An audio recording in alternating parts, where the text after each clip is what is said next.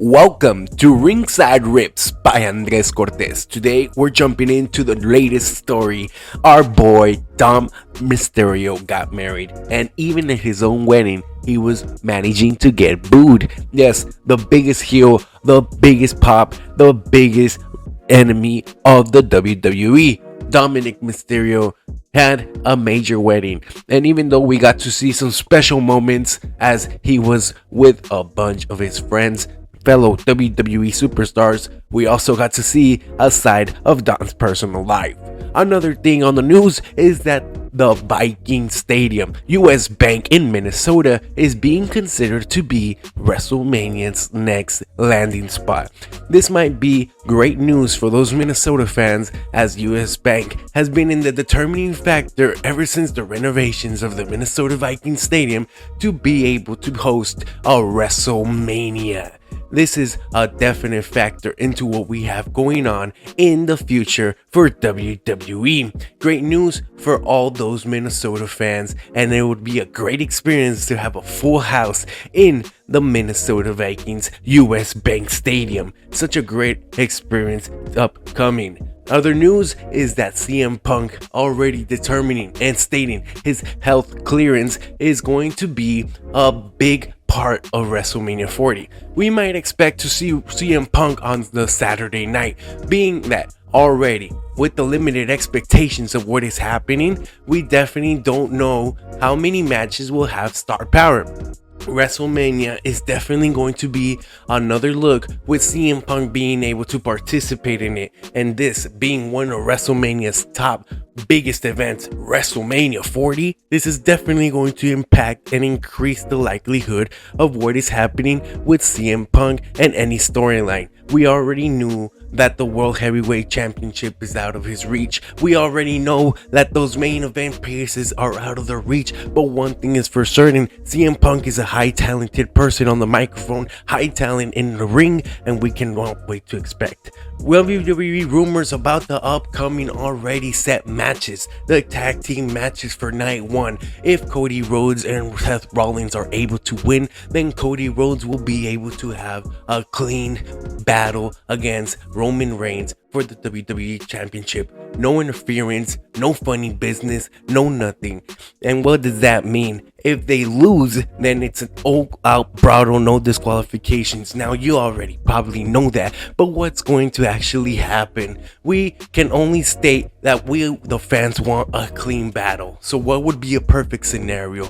Cody and Seth Rollins winning, them going on and being a clean battle for Cody Rhodes and Roman Reigns to battle it out, and Cody Rhodes to win cleanly. A pin on Reigns ends it, and he wins the championship. Now, knowing that we have other participants who are not going to have a big time because of the injuries, because of the things that they have been going through, because of their age, and one person is Seth Rollins. He's going to be limited, of course, on his appearances and in-ring action all the way up to that point. And what will definitely happen? How will his body taste after being in an injury?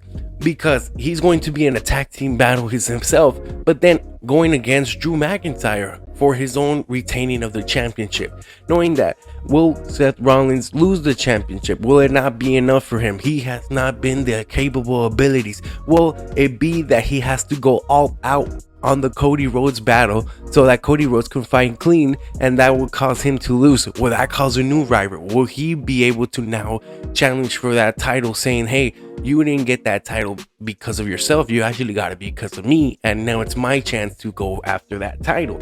Being that The Rock, also limited in his appearances, also limited onto what he is doing, he will only be in one in-ring performance. That's what we all wanted. It was going to be against Roman Reigns, but now it's going to be a tag team match. Even better, because the Great One definitely has not trained for in-ring performances in a long time. He has definitely not appeared in it, and this hype is only going to make him more durable and stable in the company now that he's been taking over, now that he has been the one that has been leading the direction and taking the reins maybe even possibly battling in between and disputing with Triple H about the direction that they want the company to go in. But definitely this has been a major pop, major audience driven, and major things that are happening in the WWE right now. So definitely one thing is for certain: The Rock turning heel, acknowledging the bloodline, having this confrontation for possibly what will be find a way for The Rock and Roman Reigns to win, so that The Rock can interfere, turn on Roman Reigns in the end, and keep on solidifying this great rematch rebirth of a bloodline. This is either a continuation of what's going to happen with Roman Reigns and the bloodline that they have been saying, by the insinuation that The Rock might interfere, by the insinuation that the Cody Rhodes might be getting held by someone else, causing him to probably lose the match. And because of that, The Rock definitely, I believe he won't stay as a heel for a long time, saying that he is the great one, he is the people's champ. But because of that, we might be seeing a WrestleMania turn. And will it be in the tag team match? Will it happen during the battle, after the battle, or in the second night? One thing is for certain: if they lose the tag team matches, don't expect The Rock to stay as heel. Don't expect them to keep acknowledging Roman Reigns, because that era might be short-lived. So definitely enjoy it as it lasts, because this is a definitely high performance main event coming in soon. And if you're not enjoying the show right now, then I don't know what you're doing, because this storyline is driving me crazy. Up next, we have the ceremonies coming up for the Hall of Famer. Paul Heyman has definitely been announced, inducted, and been introduced as a Hall of Famer now. Coming up in the next Hall of Fame ceremony, we know that Paul Heyman definitely deserves it. Everything that he's done in ECW, everything he has done as a manager, everything he has done behind the scenes as a producer, everything he has done for the wrestling community itself, he definitely deserves being inducted into the Hall of Fame, being the class of the Hall of Fame of 2024, and being the first one chosen. Now, going into the McMahon storyline, we know that McMahon has already sold most, if not all, of his TKO stockings. He is being kicked out of the company. He is being wiped out of the video games in 2K24. He is being blurred out. He is definitely, if not already alleged, a problematic person. Someone that the company, the people are all scared to talk about, but they definitely want to get as separated as possible from this character. And who would blame them? All these allegations that have come throughout the years, all the evil storylines that we have heard about McMahon, and now this possibly being true, this possibly being the end of McMahon, is definitely something that every person wants to stay away. And it is getting much worse for McMahon as the days go by. He has now been run out of the business.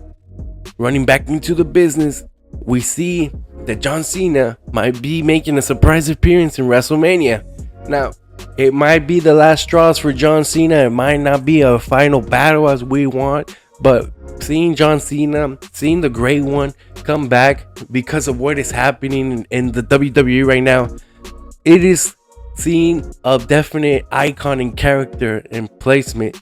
So it's going to be nice in seeing if John Cena returns for WrestleMania this year, just to make a pop, just to make everybody say, hey, you can't see me. I'm happy to see John Cena one more time and on his way out of the WWE. And thank you guys for watching.